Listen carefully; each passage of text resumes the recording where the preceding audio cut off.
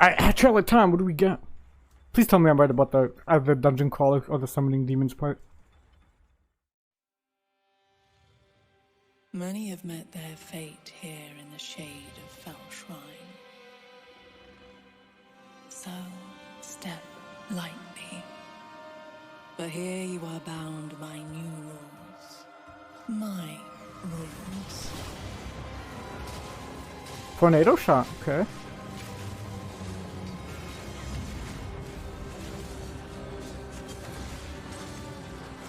What the hell plays Cleave, bro? To tempt you.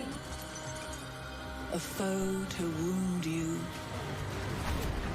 A curse to spite you. But do not give up, for vast riches await the bold. Wait, was I right? Are we getting the roguelite? Pillage this sanctum if you must. And one day you may uncover its secret. Oh! This league looks fucking cracked! This league looks cracked!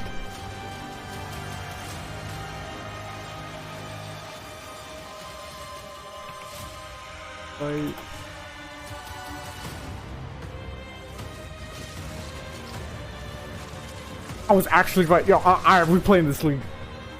Starforge, Starforge, Starforge, Starforge. Yes! We got the Starforge buff! Oh, we're going melee. Woo.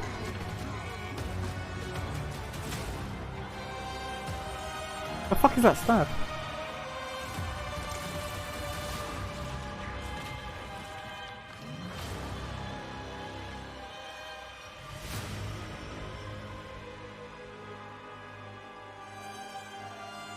Choosing paths like a roguelike? Yeah, dude, no, I was thinking about this if it was a roguelike.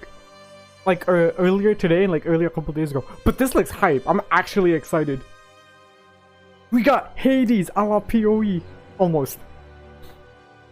Alright, this looks great. This actually looks, okay, so far so good.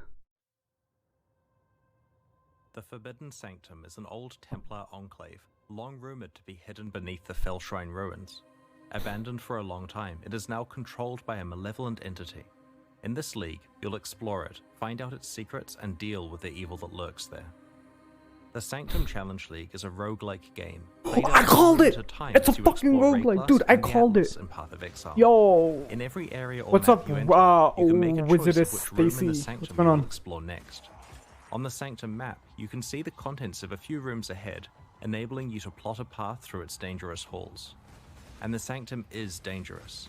Like most roguelikes, you should not expect to be... Also, good thing we played Hades before this, right? Getting to the deeper floors requires experience, knowledge, and luck.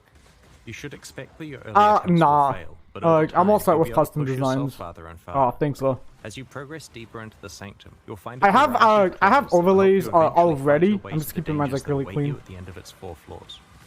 Eventually, by endgame, you may be able to push through all 4 floors to face the final boss. Every roguelike needs a resource to help you track how well the run is going. In the Forbidden Sanctum, it is your resolve, indicated by this bar here. As you explore the Sanctum, your resolve is threatened by the dangers within. When you lose all of your resolve, your Sanctum run ends.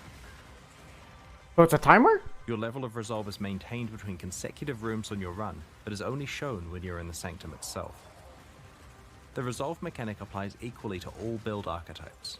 Your resolve is reduced when you are hit by monsters or environmental hazards in the Sanctum. So just go dodge, right? Attacks are not affected by regular Path of Exile defensive mechanics, such as evasion, armor, or... Okay. Cool, cool, While cool. these attacks do some nominal damage to your regular life, the bulk of their impact is against your resolve. This mechanic provides a mechanism for tracking your progress between rooms, where your regular life pool would long ago have been recovered. Another aspect of the resolve system is that characters who are struggling can be ejected from the Sanctum without actually having to die, avoiding experience loss or hardcore death. So maintaining a healthy level of resolve is key as you navigate the Sanctum, and that means making careful choices of what rooms you enter. Let's have a look at some of the things that Sanctum rooms can contain. Afflicted rooms cause you to gain an affliction when you enter them. Afflictions make your Sanctum run more difficult. For example, reducing your resolve recovery. Yo, this is literally the Hades like badge thing. Jumpsuit, if you remember this, when you do a run. Volatile anomalies that follow you. These It's minor the afflictions accumulate that as you get pact deeper and thingy at deeper the into end. a run, making it more challenging. Major afflictions exist and are a big deal. They have significant consequences, such as entirely preventing the recovery of resolve. So, a Sanctum run gets harder and harder as you pick up more afflictions. Sounds great. But every roguelike needs a way for you to gain power throughout your run. In the Forbidden Sanctum, that system is boons.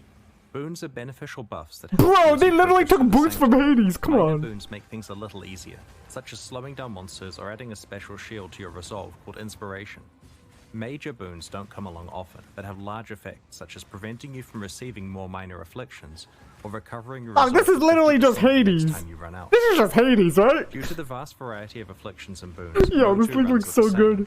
Generally speaking, your best Sanctum runs are the ones where the afflictions you choose have little effect on you, and the boons either counteract them or have a large benefit for the Oh, I strategy can't wait, you're dude. This running. thing's gonna be fucking lit. Some rooms in the Sanctum contain a fountain, which will restore some of your lost resolve.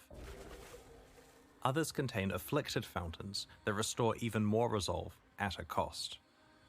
Rooms with a treasure reward contain chests full of the Templar Aureus currency, a type of gold coin they used for commerce within their Sanctum. You'll also find some Aureus coins from monsters that you kill as you explore. These are picked up automatically, like Azurite, and are not tradable. And Okay, like your that's good. afflictions and boons, are lost when your Sanctum run ends. Okay.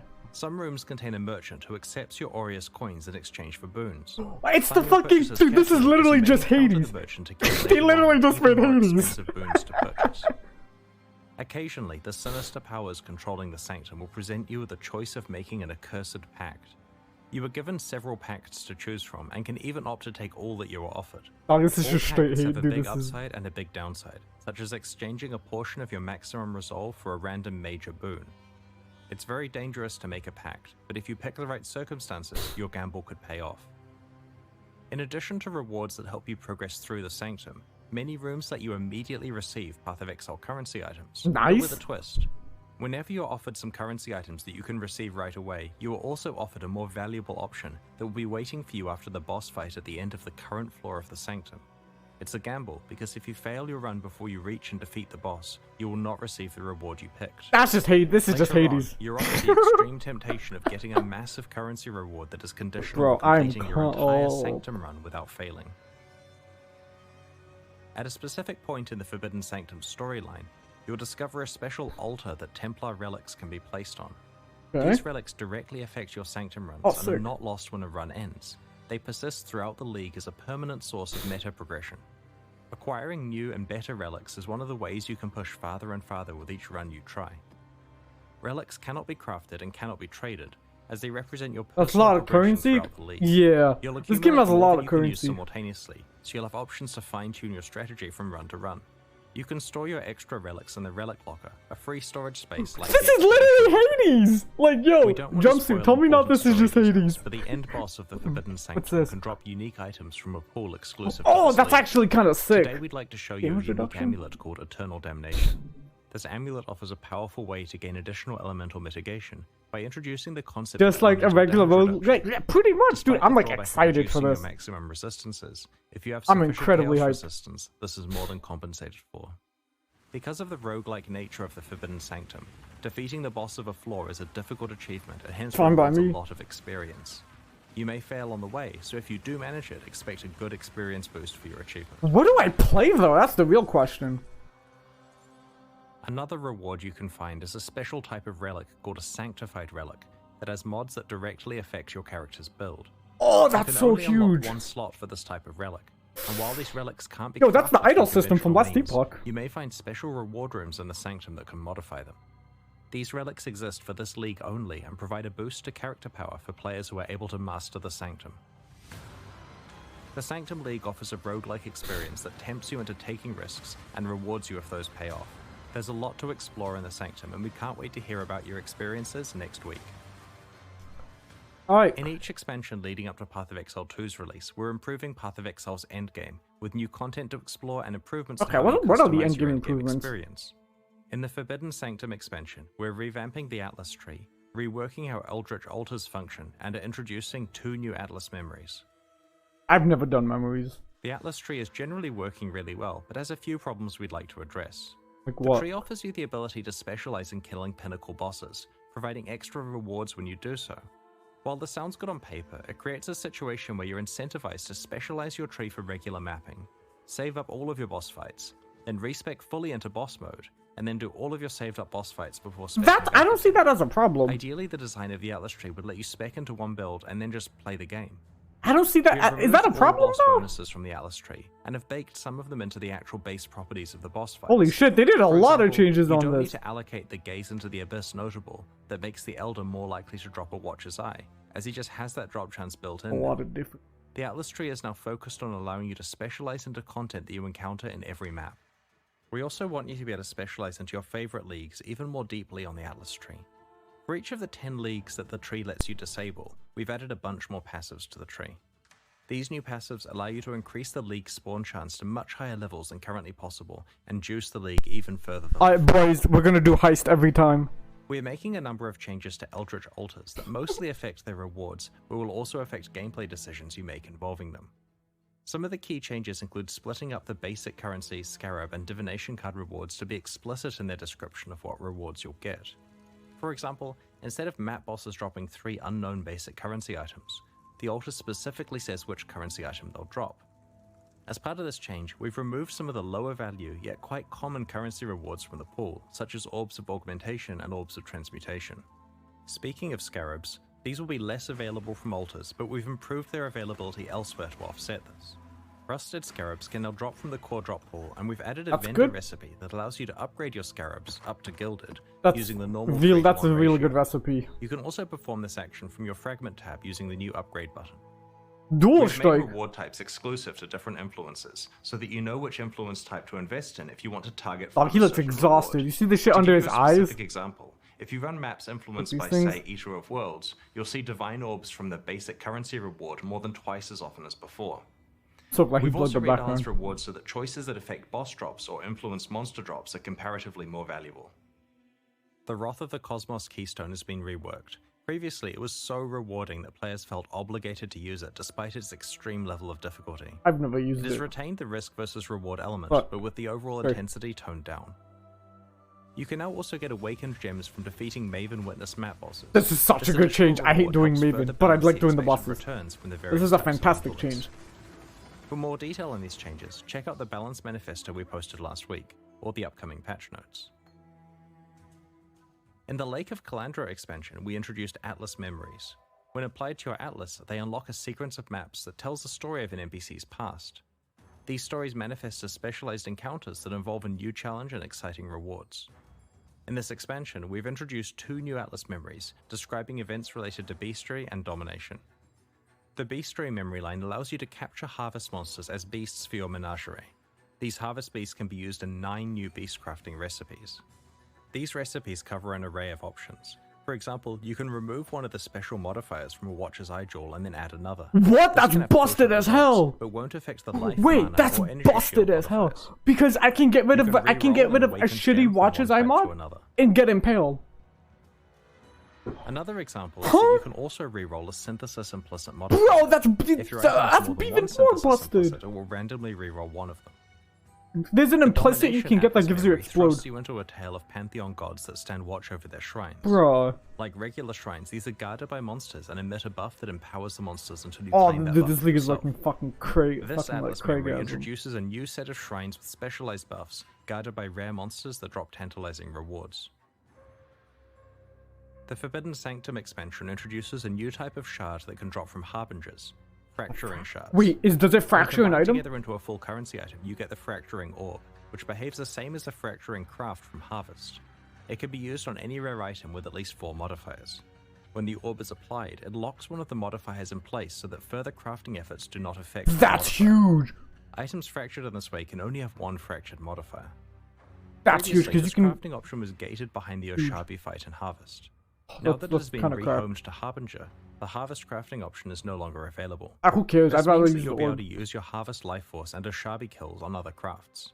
Because Fracturing Shards drop from Harbingers, you'll be able to target farm them by specking into 95, Harbinger wow. content on your Atlas tree. New skills, Forbidden melee, Sanctum melee, expansion melee. Come on, introduces a GGG. number of You, new skill I'm jobs. already on In board. addition to some new melee Val skills we'll discuss later. Fucking in the live stream, Pog! there are We two actually got totally melee new support. skills that we'd like to unveil today. Oh, Volcanic Fissure is a new fiery slam skill that can be used with staves, maces, axes, and unarmed attacks. shit, no swords. Strike the ground to create a chasm that winds towards your target. This chasm can path around. Bro, this is corners before cremation on a erupting, slam so Fissure skill. gets as close as it can reach. It releases a burst of fiery projectiles that explode on striking the ground. Enemies hit by multiple impacts will take a lot of stacked damage. Use it up close for reliable bursts of damage, or aim far away to damage a larger area. Frozen Legion is an unusual spell, summoning a ring of icy statues that attack with your own weapon damage. Huh? The skill has multiple cooldown stacks and consumes all cooldown uses at once. To That's a summon Boston statue skill for each sure. Available cooldown.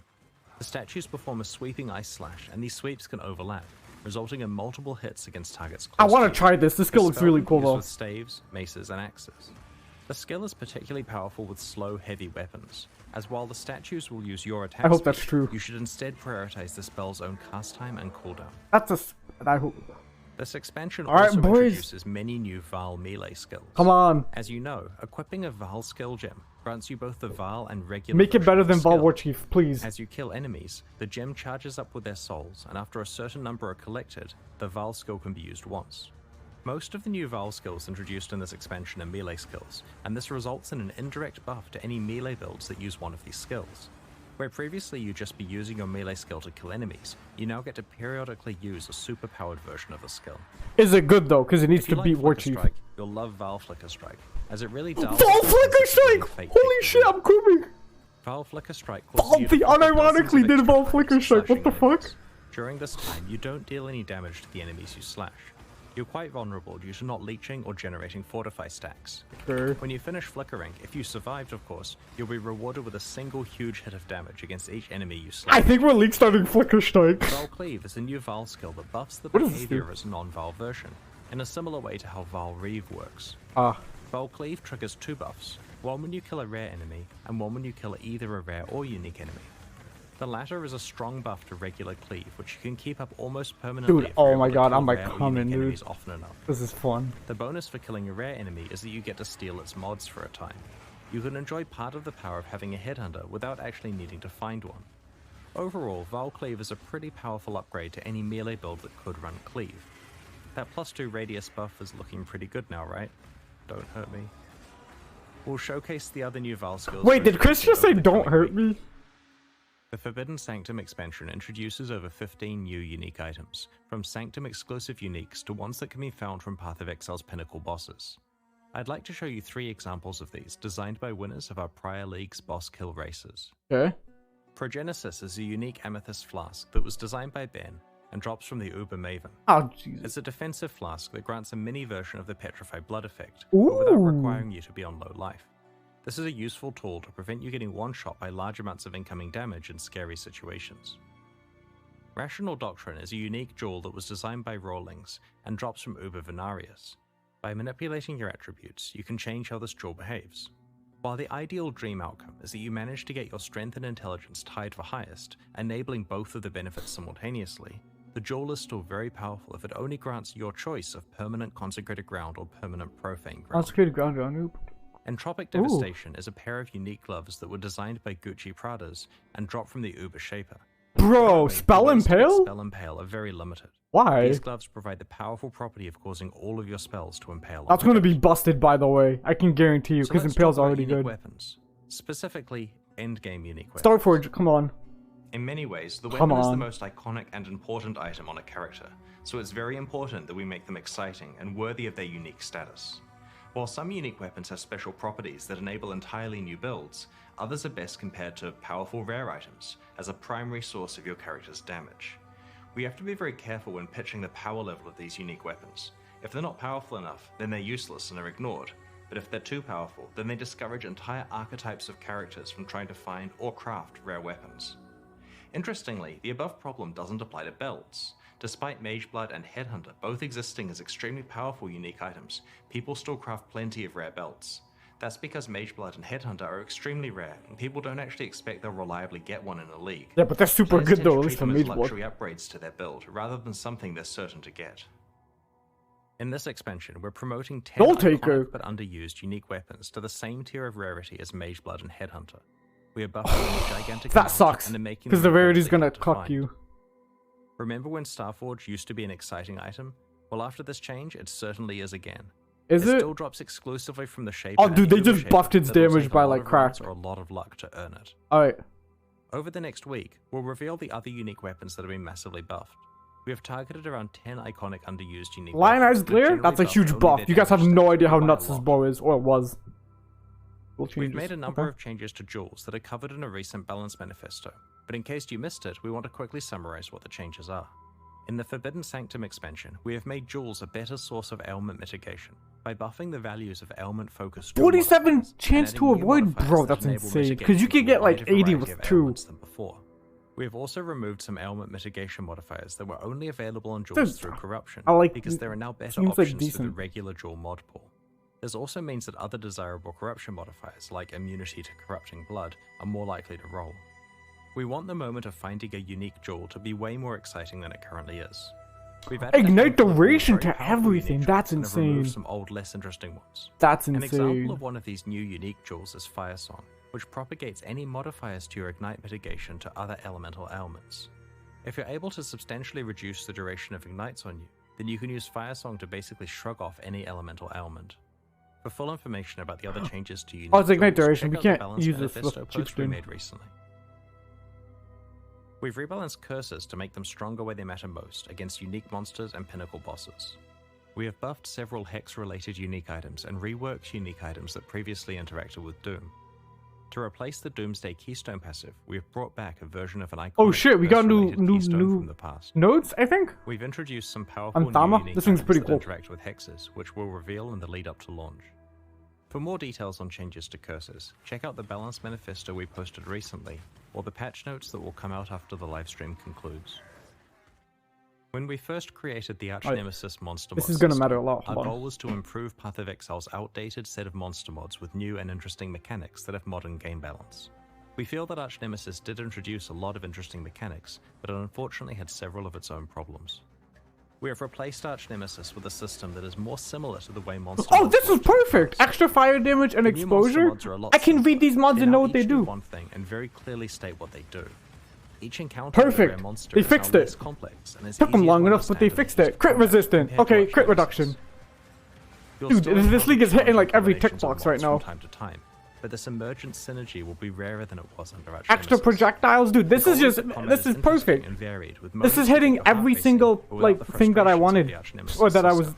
would have liked, let's put it that Let's way. talk about rewards. Under Arch-Nemesis, it often felt mandatory to bring in a magic find culling character to kill some monsters for you in order to maximize your rewards. I never did this, but I In didn't the play new that much of the system, league. we've added a significant pool of new rewards to rares, but the reward that is on the monster is hidden and not associated with a specific mod, so you don't know what kind of rewards you will get until you kill the monster. Please tell me they got out of the Rare conversion. monsters with more mods are more likely to have these special hidden reward bonuses. To find out more about other balance changes that are taking place in the Forbidden Sanctum, check out the patch notes which will be available when the livestream ends. Okay, when the live stream Over ends, the we'll last take... year or so, some of our senior developers I'm have been excited for tinkering it. with a more challenging way to play Path of Exile. We've been publicly alpha testing this mode. I known still as didn't get in. Ruthless, for the I'm last still month, kind of mad, and but... are planning to make it available to anyone who's interested alongside the launch of the Forbidden Sanctum next week. Ruthless is an optional additional character flag like Hardcore or Solo Self-Found that completely Oh, changes core how Path of SSF Exile Ruthless, feels to by play. the way. It's like the new Ruthless is a vegan. lot more difficult than regular Path of Exile, but it doesn't achieve this by making the monsters harder to kill. It instead focuses on reducing character power through extreme item scarcity, limited crafting, and many other changes such as support gems being drop only. We've posted an article about the philosophy and rules of Ruthless. on Using decoy totem, that's funny. pathofexile.com/ruthless. We plan to release this mode alongside the Forbidden Sanctum expansion in a week. In addition to being a character flag like Hardcore or Solo Self-Found, it's also available as a modifier for private leagues. To be clear, Ooh. the Forbidden Sanctum League content can be played in Ruthless with appropriately balanced rewards.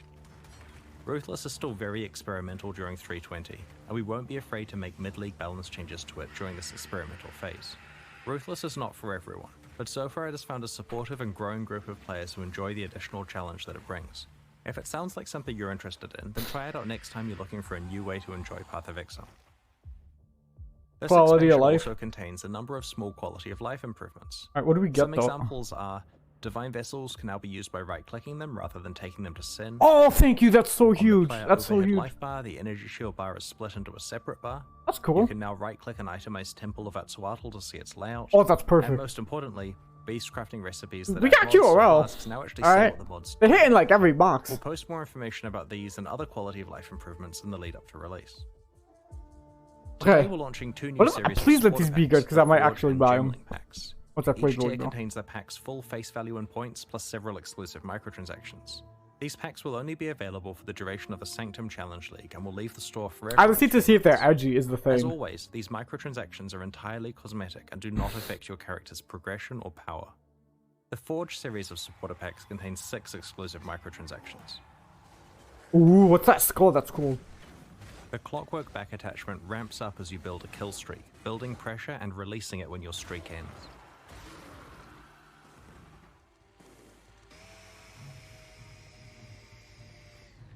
The Delirious Hideout decoration lets you summon delirium fog in your hideout at will, complete with strange voices and terrifying apparitions. Feeling okay? You're looking a little pale. Exile. Huh? That's kind of cool. The Forge Guard armor set summons a hammer and anvil so that everyone nearby can watch you craft. That's kind of cool. I like this MTX. The Ethereal Fusing effect turns your item linking attempts into a spectator sport. If you manage Bro, that's gonna be people so watching you even prompted to memes. send a congratulatory Wait, hold message. up.